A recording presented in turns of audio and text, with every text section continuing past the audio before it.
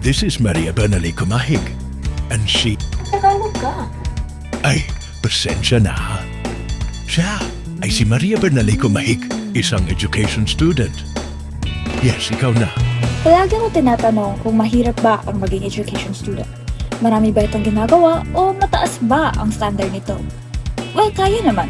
Siguro marami ka lang gagawin lesson plans para sa lahat ng subjects o kaya activities. Isama mo pa ang paggawa ng visual aids at saka... Dumiretso ka na sa kung bakit mo pinili maging isang Sige guro. na nga. Pinili ko ang maging guro sa maraming dahilan.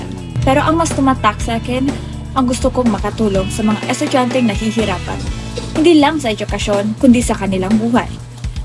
Gusto ko maging parte ng dahilan kung bakit sila ay lumalaban pa rin at nagsusumikap. Sino naman ang inspirasyon mo sa pagiging guro? Actually, ilan-ilan din. Pero mas naging inspirasyon ko ang aking mga guro at ang aking pamilya.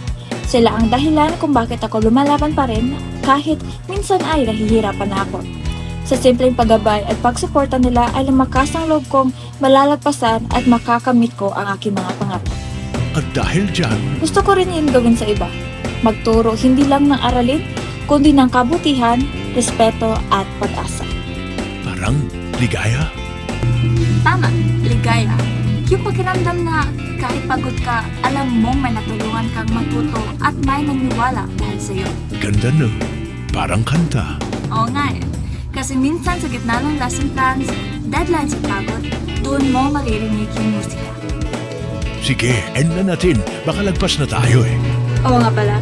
Muli, ako si Maria Bernali Kumaig, isang future guro.